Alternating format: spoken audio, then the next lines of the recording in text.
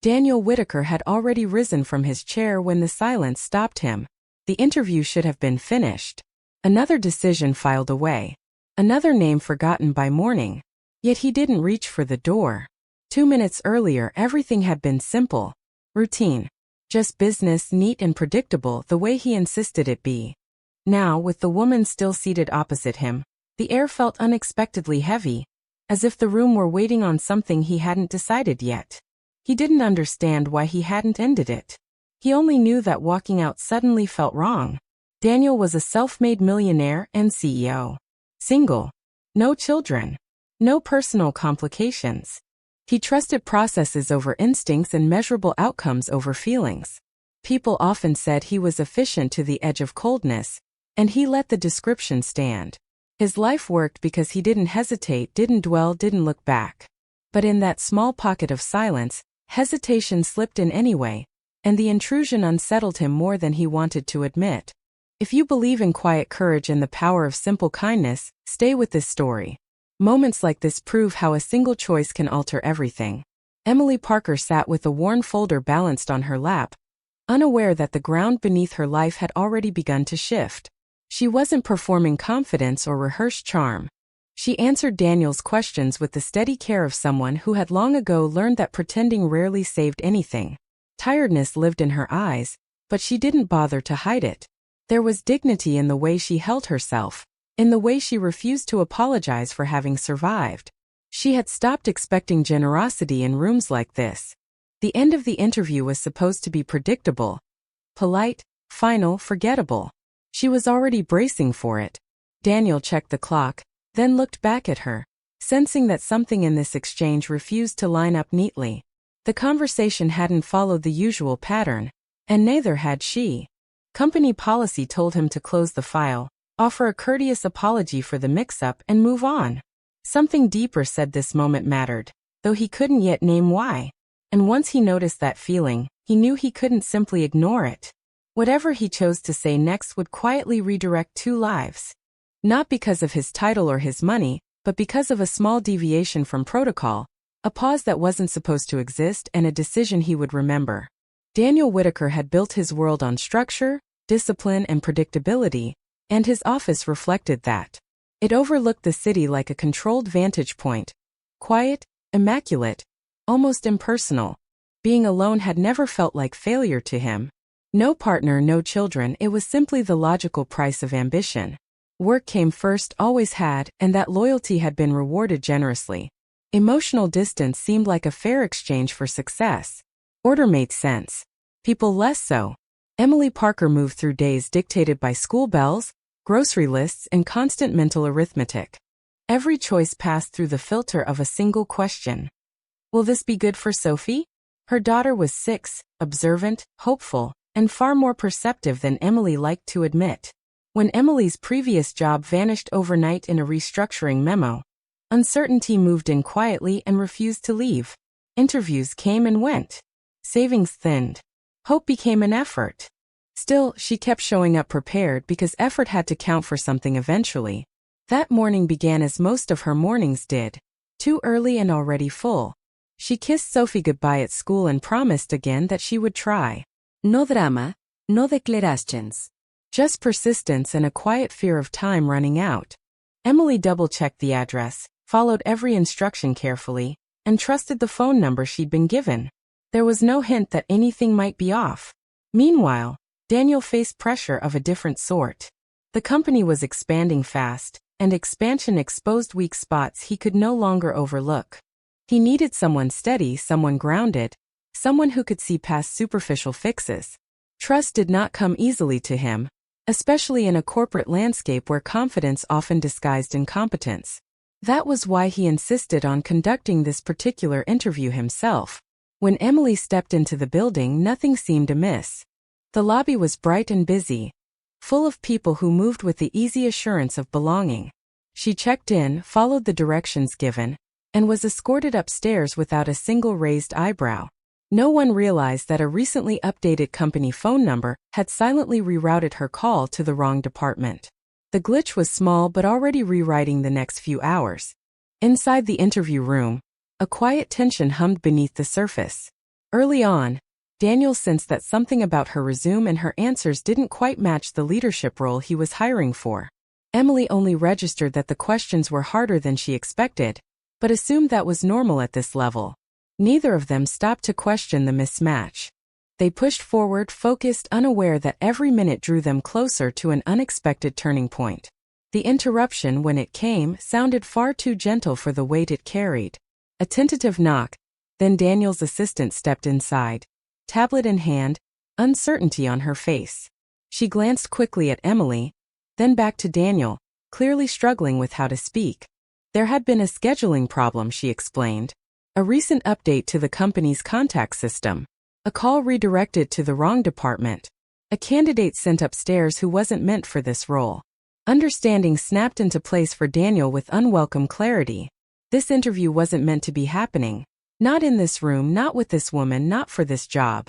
The candidate he was actually scheduled to meet was still downstairs, seated patiently in another room. For a brief second, the world of procedures and systems he trusted so deeply seemed ready to fall neatly back into place. The error could be corrected easily. An apology, a handshake, a dismissal. Order restored. Emily's expression shifted as the explanation settled over her. No anger. No visible shock. Just a small collapse inside, marked by a flicker of embarrassment and the familiar ache of disappointment. She hadn't misunderstood the questions. She had misunderstood the entire situation.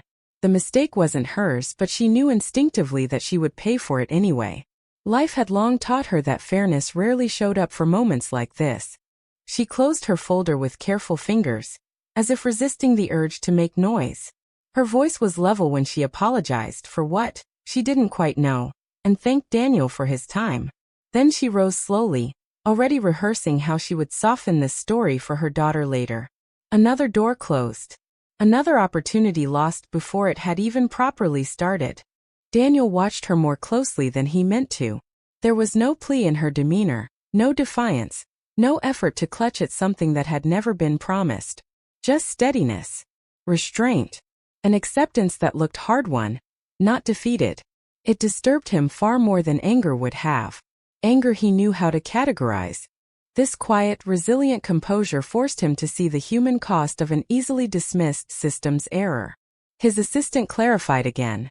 The number change had gone through only days ago, and several calls had been misrouted since then, including Emily's.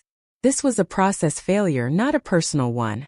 Daniel nodded as if listening, but his attention had moved elsewhere. Rules existed for a reason. So did judgment. Emily paused near the door, waiting for his final word.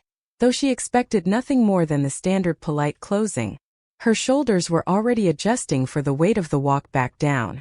Time seemed to slow for Daniel, the way it sometimes did before a critical decision. He realized the simplest option, doing nothing, would be the easiest to justify and the hardest to forget. Emily lingered just a moment longer than necessary at the door, not in hope, but because leaving always felt heavier than arriving. Her mind had already started rearranging the pieces. How to explain another failed attempt to Sophie without dulling the child's bright, stubborn belief that trying mattered. She reminded herself that the error wasn't hers, though the consequences would feel the same. There was nothing dramatic about this disappointment. No raised voices, no slammed doors. These were the kinds of losses that came wrapped in courtesy, and somehow that made them hurt more. She reached for the handle with the practiced calm of someone who had weathered far too many almosts. From across the room, Daniel felt a constriction in his chest that had nothing to do with health and everything to do with proximity. He had made decisions that reshaped lives for years, but he rarely watched the moment their impact landed on a single person standing a few feet away. Emily wasn't bargaining or begging. She was simply absorbing a blow she hadn't earned and preparing to keep moving because there was no other option.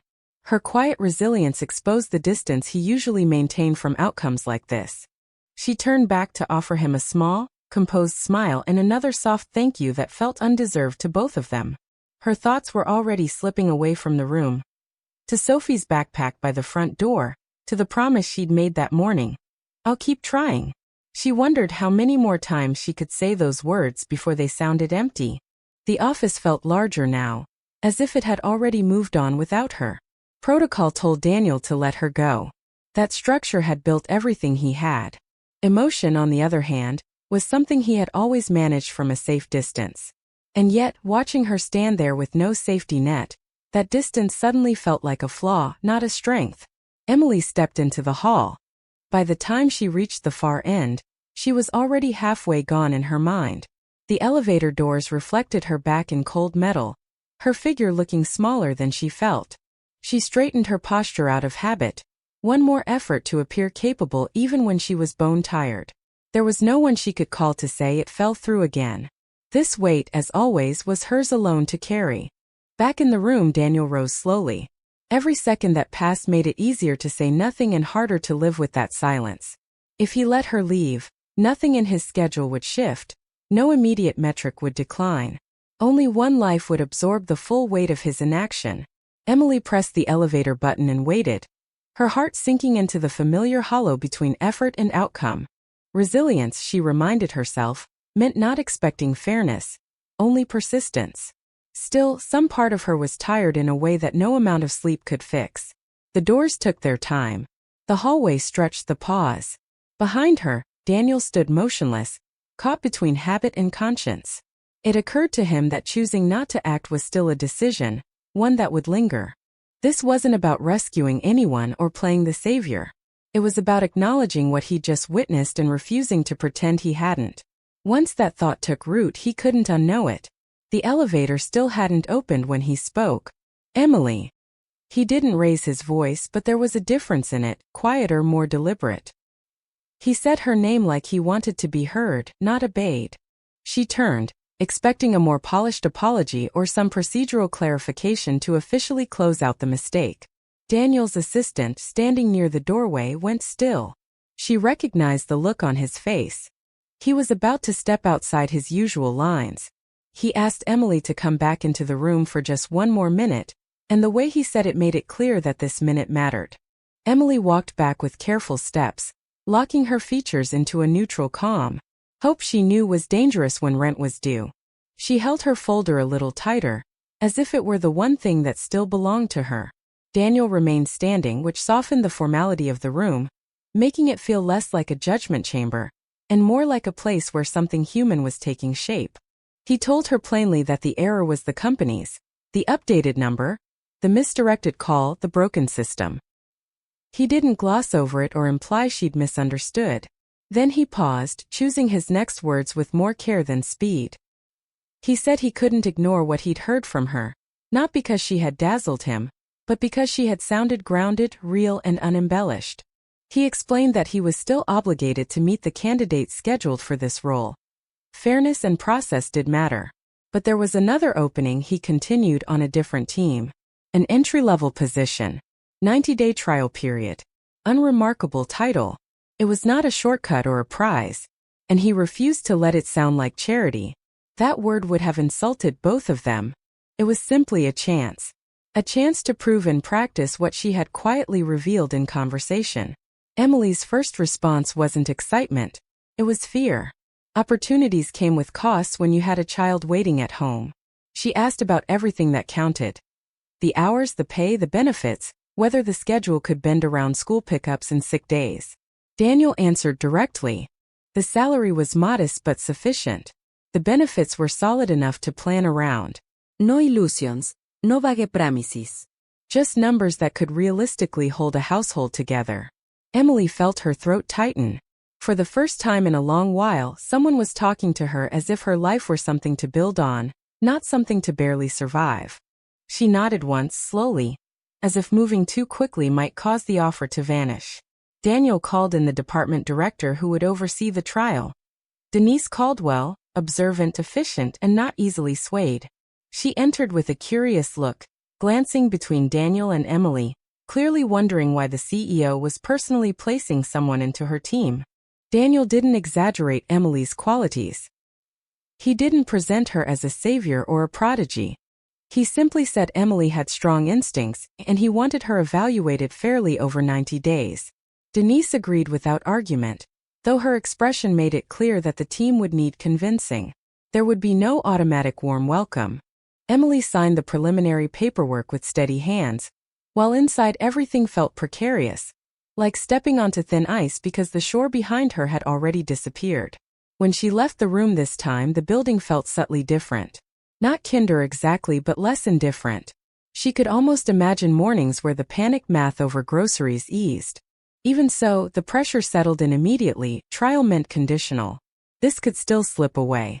She pictured Sophie's face and thought, at least now when I say I'm trying it will mean something. Daniel returned to his schedule, but nothing felt quite the same. He told himself the decision was rational. It made no sense to discard capable talent because of a technical glitch. Yet he knew this wasn't only about logic. He had felt something in that room, a pull he hadn't allowed himself to feel in years. Watching Emily walk down the corridor, he didn't pity her. He simply understood, perhaps more clearly than ever, that her life carried a weight his did not. For the first time in a long time, he wondered what it would mean to help carry something with someone instead of standing outside of it. By day's end, word had begun to seep through the company in half-formed fragments. People noticed when the CEO made an exception, even a small one. The details blurred quickly, replaced by assumptions. Some decided Emily must have connections. Others concluded she was the beneficiary of some quiet favor. A few preferred more personal theories. Emily knew none of it yet. But she would. And the test waiting for her wouldn't involve a conference table or an official interview. It would be quieter, deeper, and far less forgiving. Emily's first weeks at the company were deliberately understated. She didn't arrive determined to impress or to announce that she belonged. That kind of performance, she knew, often triggered suspicion rather than respect. Instead, she observed. She watched how emails piled up unanswered. How small decisions stalled for lack of clarity. How irritation traveled silently from desk to desk. Her team wasn't incompetent. They were tired, running on habit instead of intention. The department had been on autopilot for months, patching leaks instead of repairing the pipes. Fires were put out, never prevented, and the cost of that rhythm didn't show up neatly on any report. Emily noticed how often ideas died in the air simply because no one had time to explain them clearly. She started small. She organized information, clarified which tasks mattered most each day, made sure people knew what was on whose plate. She didn't issue orders. She showed up consistently, asked questions that seemed harmless but revealed useful patterns, and created little pockets of calm in the chaos. It wasn't leadership by title. It was leadership by presence. Slowly, the atmosphere shifted. From a distance, Daniel watched those changes unfold, careful not to interfere. He didn't want her success or failure to be traced back to him. He also didn't want the team to feel policed from above. Still, updates landed on his desk that looked different, cleaner, more focused, less frantic. There were fewer last-minute emergencies, fewer frantic emails time-stamped after midnight. The numbers stabilized. The tone in written summaries softened. Something was working, even if no one was loudly naming it. The hardest part for Emily wasn't the workload. It was the undercurrent of resistance. Some colleagues treated her as temporary, a passing experiment. Others bristled at change, even gentle change. A few, she sensed, simply didn't trust anyone associated with an unexplained decision from the top. She didn't confront them. Instead, she opened space. She invited input on small decisions. She shared credit intentionally, making sure solutions belonged to the group, not to her. She made it obvious that she wasn't there to take over, but to make it easier for everyone to do what they were already trying to do. As people began to feel heard, their edges softened. Participation grew. Ownership returned. At home, the effects were just as real, even if no one else saw them. Emily wasn't as tense at the dinner table. She could listen as Sophie talked about spelling tests and playground dramas without her mind spinning over bills. She could plan a full week, not just the next 24 hours, without the same pressure clawing at her ribs. The new job did not erase her worries, but it gave them shape.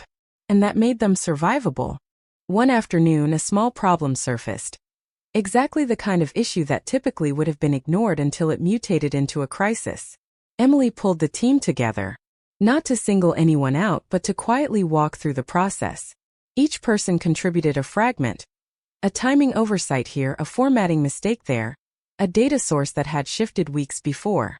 Together, they saw what none of them could have noticed alone. They fixed it quickly. More important, they redesigned the steps so it wouldn't happen again. When Daniel read the summary later that evening, something in it lingered with him. Not the metrics but the tone. Calm, collaborative, without defensiveness. Emily, he realized, wasn't scrambling for recognition. She was fighting for coherence, helping people function well together. That kind of work rarely drew attention, but its impact lasted longer than any dramatic rescue. His decision on that first day, he began to suspect, had opened a door wider than he'd intended. As the 90-day trial moved forward, Emily felt its weight every morning she swiped her badge. Her position was still provisional, conditional, delicate. But she also knew she was no longer moving through the building as an outsider. The team had begun to trust her. She trusted them back. None of them knew yet how deeply that trust would soon be tested. The real test arrived like most important moments do, quietly, almost politely. A long-standing client flagged inconsistencies in a report that had already cleared multiple checkpoints. In the past, such a revelation would have sparked hasty explanations and discreet blame passed around behind closed doors. This time something different happened. A low-level tension settled over the floor as the news spread. People braced themselves, waiting.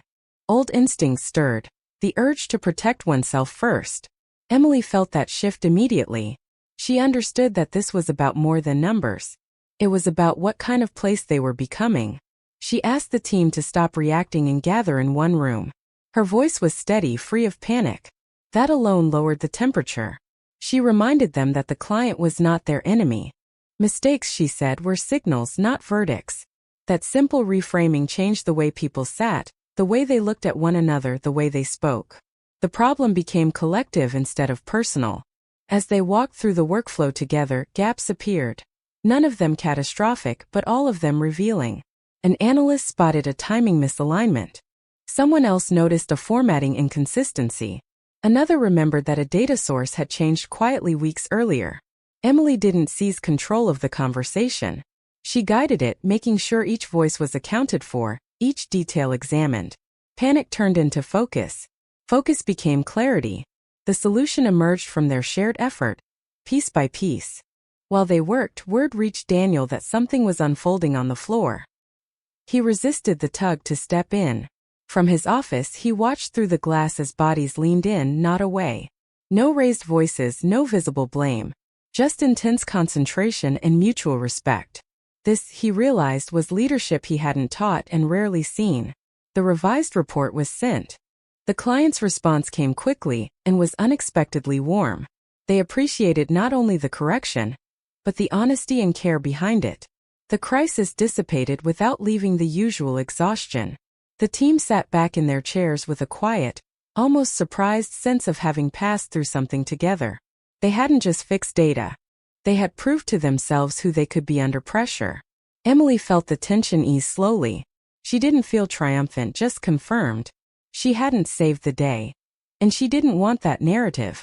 What mattered was that the team had trusted the process and one another, and that they would remember what that felt like. Later that afternoon, Daniel asked her to step into his office. The request made her stomach tighten. Good outcomes didn't always mean good news. He let the silence sit for a moment after she entered.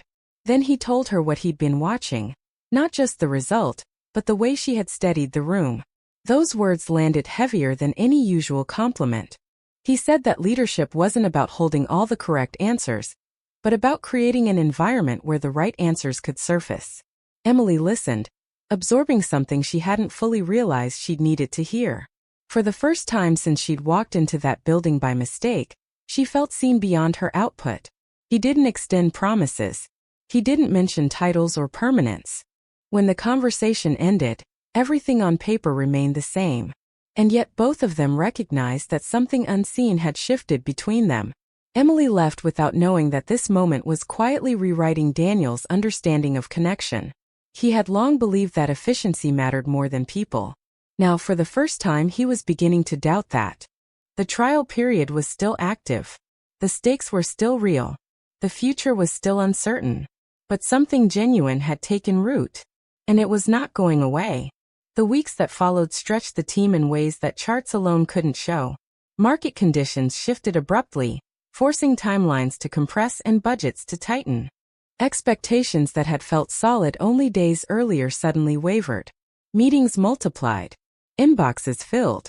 Uncertainty seeped back into conversations that had recently felt sure-footed.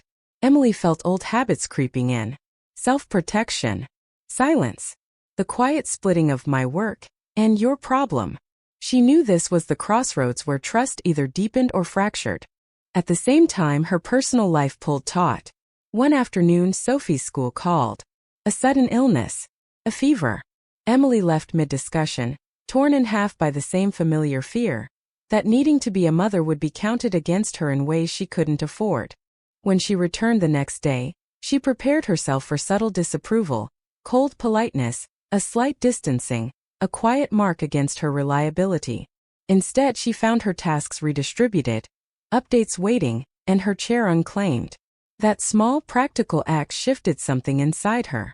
It meant she was no longer the only person standing between survival and collapse. She was part of a net. She thanked the team, not ceremonially but plainly, explaining why their support mattered in her world. In response, others began sharing their own pressures. Aging parents, chronic health concerns, children, financial worries. What emerged wasn't vulnerability for its own sake, but a more complete picture of the lives behind the job titles.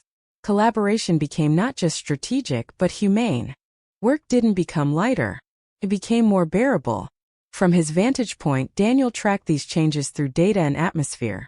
Fewer resignations. Fewer unexplained absences.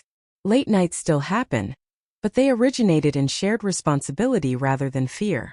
The company held steady amid external turbulence, which surprised some of the board. When they pressed him for a neat explanation, he found he couldn't compress it into tidy metrics. What he was watching didn't fit cleanly into a standard report, but it was undeniably real. At one point, a key team member's family crisis threatened to derail a critical deadline. In previous years, the response would have been cold redistribution, tasks reassigned, no questions asked. This time, Emily orchestrated something more nuanced. Workloads were adjusted thoughtfully. Timelines were reworked without dramatics. The project launched on schedule, not because someone sacrificed themselves, but because the group held the line together. That moment became a quiet touchstone for the department, a proof that empathy and performance didn't have to be enemies. Daniel requested a broad review of team performance as Emily's 90 days approached their end. The numbers spoke, but not in the way he expected. Productivity was up, yes, but more striking was the stability. Less churn, clearer communication, higher reported sense of belonging. These were outcomes he'd chased for years through new policies, incentive schemes, and reorganizations, usually with limited success. Now they were emerging from the way people were treating one another. When he met with Emily again, the tone was different from their last conversation. He spoke more openly about the company's mounting challenges and the edges of his own experience in handling them. Emily listened, recognizing the unfamiliar vulnerability under his matter-of-fact words. She didn't offer neat solutions. She offered perspective, framing growth as something that had to include the realities of people's lives, not exist in competition with them. The meeting felt less like an evaluation, and more like two people looking at the same problem from different sides of a table. Neither of them mentioned titles, promotions, or guarantees by the end. But they both sensed that a quiet decision had already been made about her place there, and about how he wanted to lead. Her role was expanding, not by decree, but by earned trust. His definition of leadership was shifting from distance to presence. The future was still uncertain, but it rested on ground that felt more solid than it ever had. The revelation that would bind all of this together didn't arrive as a dramatic confrontation or grand confession. It came late, in the stillness of an office most people had already left. Daniel stayed behind, combing through old internal records from the company's early fragile days. He was searching for context, signs of how it had once felt to build something that could fail. Buried in a scan of aging documents, he found a handwritten note. The sight of the looping script froze him. His mother's handwriting. The letter had been written when the company was young and unstable, when his hours were longer and his world smaller. He hadn't seen those lines in years. The note wasn't about revenue or growth or targets. It was about people. She wrote of watching her son create something powerful, while slowly stepping away from those around him. She worried that unchecked success would harden him instead of deepen him. One sentence stood out, marked by the deliberate pressure of her pen. Leadership, she reminded him, meant staying human even when it felt inefficient. The words cracked something in him he hadn't realized he'd sealed. Across the building, unaware of what he was reading, Emily was packing up for the day. She had just helped a colleague manage a tense phone call about a family conflict, guiding them through what to say with a patience that surprised even herself. It had been a heavy day, but a meaningful one, threaded with small interactions that reminded her why she kept choosing patience over fear. She checked the time, picturing Sophie at the kitchen table, homework spread out, waiting. Her life felt full in a way that scared her precisely because she knew how quickly fullness could vanish. Daniel asked to see her before she left. His voice on the intercom carried a nuance she hadn't heard before. When she stepped into his office, she noticed the letter on the desk and the change in his posture. He didn't offer explanations at first. Instead, he asked her what she thought made people stay in hard environments. She answered simply, "People stayed when they felt seen, and when their lives were respected beyond their productivity." She didn't know her words followed almost exactly the same line that lay in front of him in his mother's hand. He shared a portion of the letter with her then. Not as a confession, not as drama, but as context. He admitted that he had built high walls around himself and the company, believing that distance equaled strength and protection. Emily listened, recognizing that this moment wasn't about her job security. It was about someone realizing that success without connection was hollow. The air between them thickened, meaningful but unforced. In that space, Daniel told her he had decided to recognize her impact differently. Instead of lifting her up alone, he wanted to formalize the way she had led, with others, not above them. He proposed a small equity-based bonus tied to team performance, not as a flashy reward for one person, but as a shared stake in the company's future. Opportunity extended outward instead of narrowing inward. It wasn't meant to dazzle. It was meant to endure. Emily felt the trust behind the offer more than the promise of money. She thought of Sophie, of the life she was building on uncertain ground.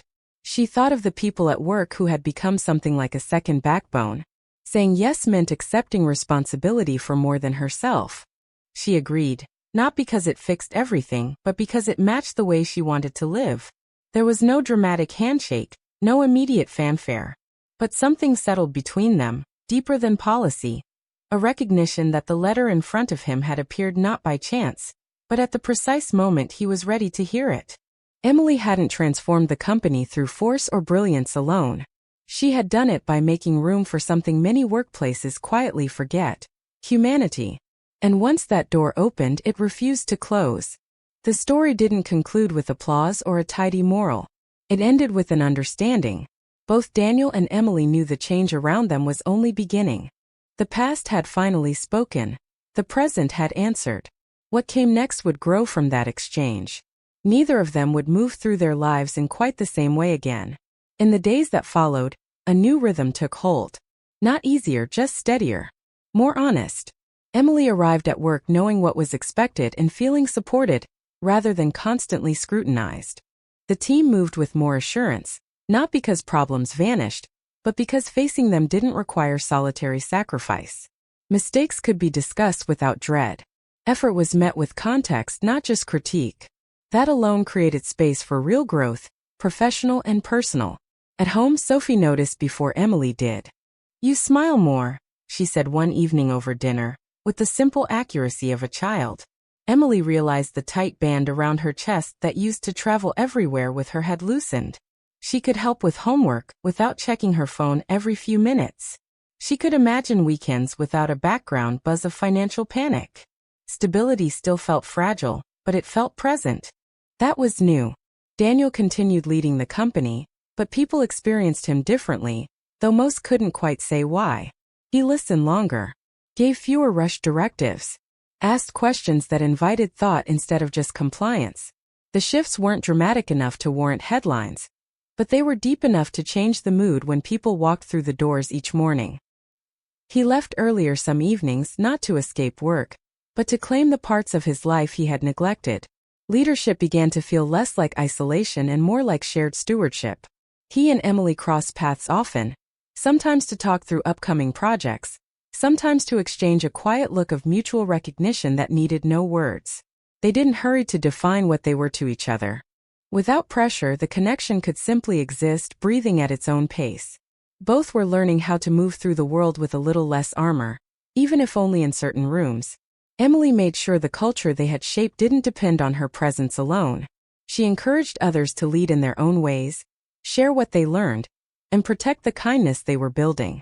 New hires felt it almost immediately: the absence of sharp fear, the surprising openness, the clarity about expectations. The department no longer needed constant defense. It had grown roots. One afternoon, Emily received a short message from her sister, Claire. A suggestion for a casual dinner later that week. No elaborate explanation, just a light, open invitation. Emily smiled at her phone. Something about the simplicity felt deliberate and warm. She chose not to overthink it. Life had finally taught her that not every good thing needed advance analysis. Some were meant to be met as they arrived. Around the same time, Daniel received a similar invitation from a mutual acquaintance he hadn't heard from in a while. He hovered over the response longer than he might once have done. Not from wariness, but from unfamiliar openness. The idea of stepping into something unstructured no longer felt like a threat. It felt like a natural continuation of the changes already unfolding inside him. He accepted, curious instead of guarded. Nothing in their world was neatly resolved. There would be more pressure, more hard days, more unforeseen turns. But something essential had changed in the way their lives intersected. Healing hadn't come from a single dramatic gesture. It had arrived slowly, through many small choices made with care. This ending didn't seal every door or tie off every question. It offered something quieter and perhaps more enduring, proof that people could change without betraying themselves. Emily, Daniel, and the team moved forward carrying that truth. A quiet commitment to building lives anchored in connection rather than ruled by fear. The future remained open, not as a looming risk but as possibility. And that was enough. If this story reached something in you, stay close for more. Stories like this remind us that there is still goodness in the world, often where we least expect it.